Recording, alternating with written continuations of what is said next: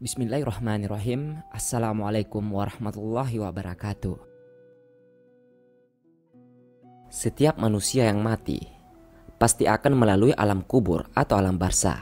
Alam barzah dinamakan alam kubur karena pada umumnya jika manusia meninggal dunia, dia dikubur. Namun tidak berarti orang yang tidak dikubur terlepas dari peristiwa alam barzah. Beberapa hadis Nabi Shallallahu Alaihi Wasallam menggambarkan suasana yang terjadi di dalamnya.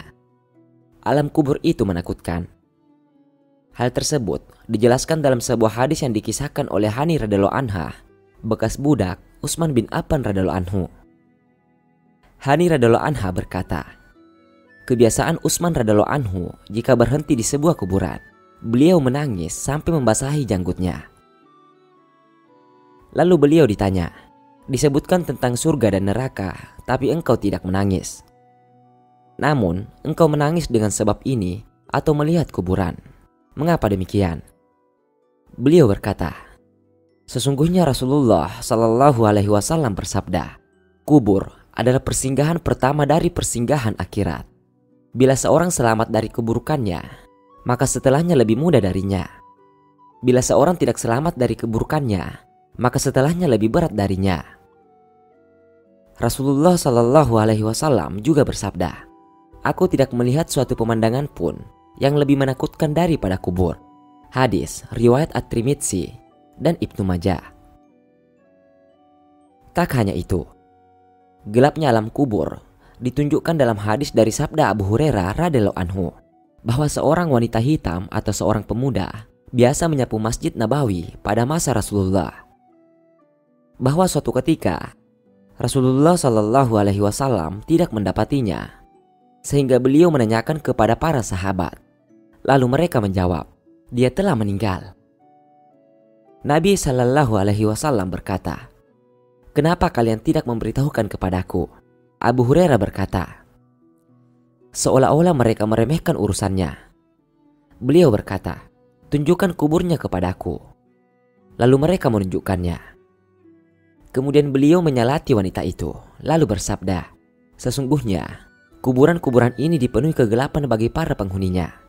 Dan sesungguhnya Allah Subhanahu wa Ta'ala menyinarinya bagi mereka dengan solatku terhadap mereka. Hadis riwayat Bukhari Muslim. Dan dalam kitab Sunan An-Nasai diriwayatkan dari Ibnu Umar radhiyallahu anhu, bahwa Rasulullah Shallallahu Alaihi Wasallam bersabda, inilah yang membuat arsy bergerak.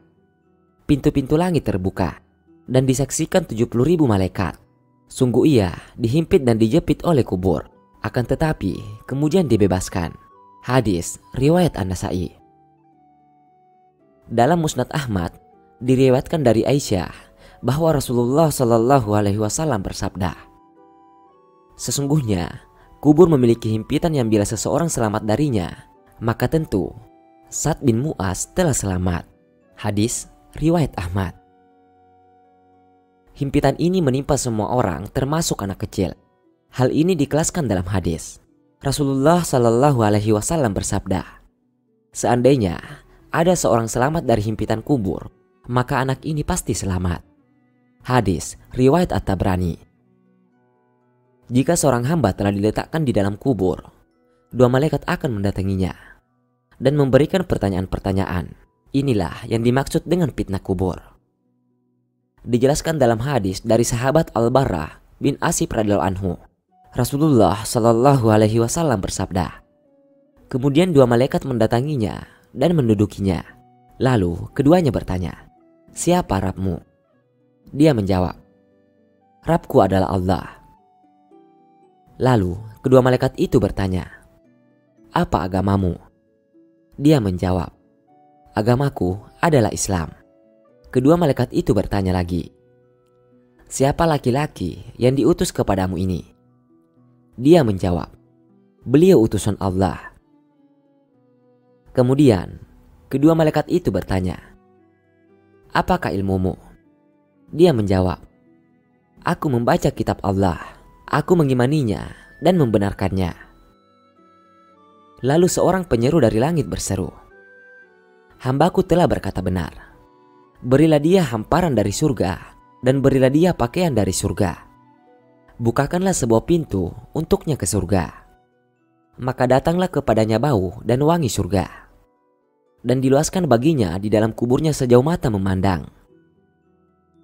Lantas datang seorang laki-laki berwajah tampan kepadanya, berpakaian bagus, beraroma wangi, lalu mengatakan, "Bergembiralah dengan apa yang menyenangkanmu. Inilah harimu yang engkau telah dijanjikan." Maka ruh orang mukmin itu bertanya kepadanya, "Siapakah engkau? Wajahmu adalah wajah yang membawa kebaikan." Ia menjawab, "Aku adalah amalmu yang saleh." Maka ruh itu pun berkata, "Rabbku, tegakkanlah hari kiamat sehingga aku akan kembali kepada istri dan hartaku." Hadis riwayat Ahmad. Sedangkan dalam kitab Sahih Al-Jami Asy-Syaghir, pertanyaan juga dilontarkan kepada orang kafir sebagaimana dijelaskan oleh Nabi Muhammad Sallallahu Alaihi Wasallam. Kemudian ruhnya dikembalikan ke dalam jasadnya, dan malaikat mendatanginya dan mendudukinya. Lalu keduanya bertanya, "Siapa Rabbmu?" Dia menjawab, "Aku tidak tahu." Kedua malaikat itu bertanya, "Apa agamamu?" Dia menjawab, "Aku tidak tahu." Kedua malaikat itu bertanya, "Siapa laki-laki yang diutus kepadamu ini?" Dia menjawab, "Aku tidak tahu." Kemudian seorang penyeru dari langit kemudian berseru, "Hambaku telah berkata dusta. Berilah dia hamparan dari neraka dan bukakanlah sebuah pintu untuknya ke neraka." Maka panas neraka dan asapnya datang mendatanginya, dan kuburannya disempitkan sehingga tulang rusuknya berhimpitan. Kemudian datanglah seorang laki-laki yang berwajah buruk kepadanya, berpakaian yang buruk, beraroma busuk, lalu mengatakan, "Terimalah kabar yang menyusahkanmu.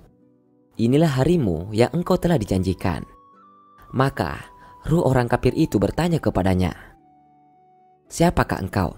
Wajahmu adalah wajah yang membawa keburukan." Dia menjawab, "Aku adalah amalmu yang buruk." Maka ruh itu pun berkata, "Rabbku, janganlah engkau tegakkan hari kiamat."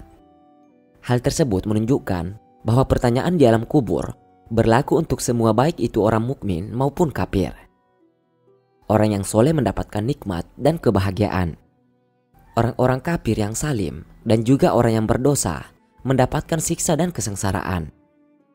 Allah Subhanahu wa Ta'ala berfirman, "Dan sesungguhnya untuk orang-orang yang salim ada asap selain daripada itu, tetapi kebanyakan mereka tidak mengetahui." Quran Surah At-Tur ayat 47.